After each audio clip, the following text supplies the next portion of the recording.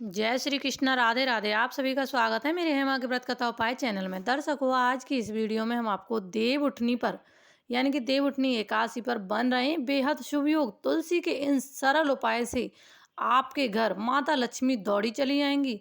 भरपूर कृपा होगी माता लक्ष्मी की, श्री हरि की पूरी कृपा आपके ऊपर रहेगी। देखो, कार्तिक मास की जो ये देव उठनी एकादशी आती है, इस दिन जो भी उपाय करते हैं श्रद्धा से, सभी उपाय आपके सफल होते हैं और मनोकामना पूरी होती है। आप सभी को पता है कि हिंदू धर्म में हर साल कार्तिक माह शुक्ल पक्ष की एकादशी तिथि को देवउठनी एकादशी मनाया जाता है। इस दिन माँ लक्ष्मी विष्णु जी की पूजा की जाती है। इस साल 23 नवंबर को देवउठनी एकादशी मनाई जाएगी। विष्णु जी को तुलसी भी बहुत प्रिय है, इसलिए देवउठनी एकादशी के दिन तुलसी के पौधे की पूजा का सबसे बड़ा महत्व है। तो हम आपको उपाय बताने वाले हैं। चैनल को सब्सक्राइब करें हमारी इसी तरह की उपाय और कथाएं की वीडियो प्राप्त करने के लिए। समय समय पर आपको सभी प्रकार के उपाय और कथा प्राप्त होती रहेंगी। सबसे पहले हम बात कर लेते हैं, जीवन में आने वाली अड़चन दूर होंगी अगर आप इस उपाय को कर सकते हैं। आपके घर में अगर बहुत सारी अड़चनें आ रही हैं, दिक्कतें आ रही हैं, एक ख़त्म नहीं होती जब तक दूसरी आ जाती है, रुकावटें आ रही हैं हर कार्य में, तो आप इस उपाय को उस दिन अवश्य ही करें। देवउठनी एकादशी पर तुलसी माता को देखो लाल रंग की चुनरी आपको लेनी है और लाल रंग की चुनरी तुलसी माता को उड़ानी है और उन्हें जल अर्पित करें। जल में आपको देखो, जब भी आप तुलसी माता की पूजा करें, जल में आपको रोली और थोड़े से चावल डाल करके आपको सबसे पहले जल अर्पित करना है। इसके बाद लाल चुनरी, इसके साथ ही सायंकाल में उनके सामने एक घी का दीपक जरूर जलाएं। आपको ये उपाय शाम के समय ही करना है। सबसे पहले आपको पूजा करनी है, फिर चुनरी उड़ानी है और दीपक जला देना है और तुलसी माता के पास बैठकर तुलसी माता की आरती करनी है। मान्यता है, देखो, ऐसा करने से जीवन में आने वाली सभी अड़चनें दूर हो जाएंगी, सभी संकट आपके दूर हो जाएंगे। दूसरा जो उपाय करना है, आपको देखो अखंड सौभाग्यवती का ये उपाय है। आप अपने पति की लंबी आयु के लिए इस उपाय को कर सकते हैं। आपके पति का कारोबार अच्छा चले, सुख शांति से रहे, कोई उन पर विपदा ना आए, संकट ना आए, सभी दूर रहें उनसे, तो इस उपाय को अवश्य करें। इस शुभ दिन एकादशी के दिन पर तुलसी के पौधे पर कच्चा दूध चढ़ाना बहुत मंगलकारी माना जाता है। इसके साथ ही सुखी वैवाहिक जीवन के लिए तुलसी पर आपको 16 श्रृंगार की सामग्री अर्पित कर सकते हैं। यानी कि कच्चा दूध चढ़ाएं, इसके बाद 16 जो श्रृंगार होते हैं, अगर 16 नहीं चढ़ा सकते हैं आप तो 4-5 ही चढ़ा दीजिए, लेकिन श्रृंगार आपको चढ़ाना है।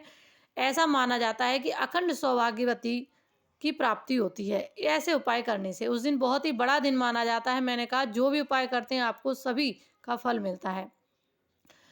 अगला जो उपाय करना है वो आपको मैरिड लाइफ की दिक्कतों को दूर करने का। पति पत्नी में लड़ाई झगड़ा होता है, बहुत ज़्यादा लड़ाई झगड़ा हो रहा है, बात बात पर झगड़ा होता रहता है, आपकी लाइफ में खुशी नहीं है, हमेशा लड़ाई होती रहती है, दिक्कत आती रहती हैं, तो आप इस उपाय को अवश्य ही करें।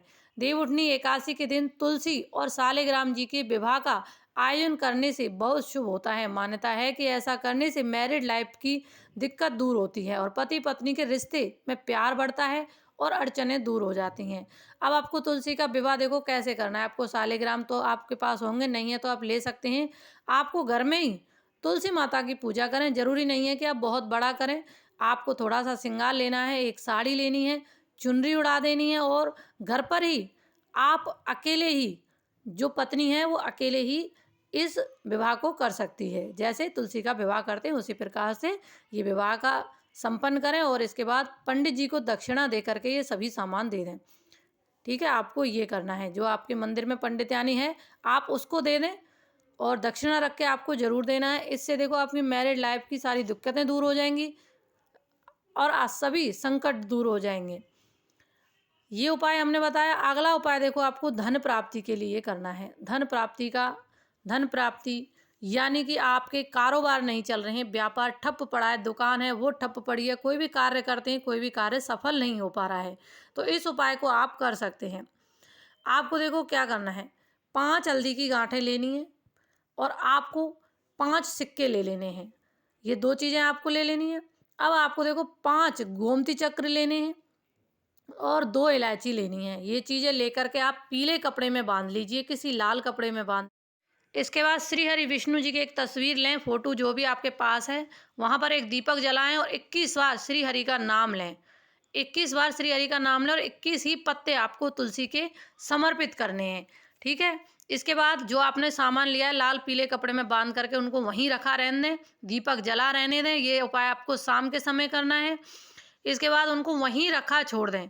दूसरे दिन आपका व्यापार नहीं चल रहा तो आप दुकान में उसको ले जाइए। अगर ऐसा स्थान है वहाँ बांध सकें तो आप एक एक चीज़ लेकर के किसी दूसरे कपड़े में लेकर बांधें, नहीं तो वो सारी चीज़ें आप अपने गले में भी रख सकते हैं।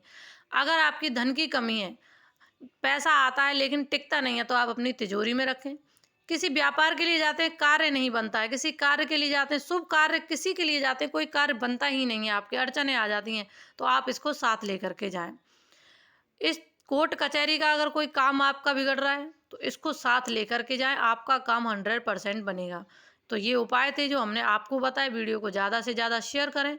जय श्री कृष्णा कमेंट बॉक्स में अवश्य ही लिखें और पूरे जिस तरीके से हमने बताया उसी तरीके विधि विधान से इस उपायों को करें। किसके लिए कौन सा उपाय करना है ये भी हमने आपको साथ साथ समझाया है। जब भी आपको कुछ समझ में नहीं आता है तो फिर आप पूछ सकते हैं कमेंट में। जय श्री कृष्णा, राधे राधे।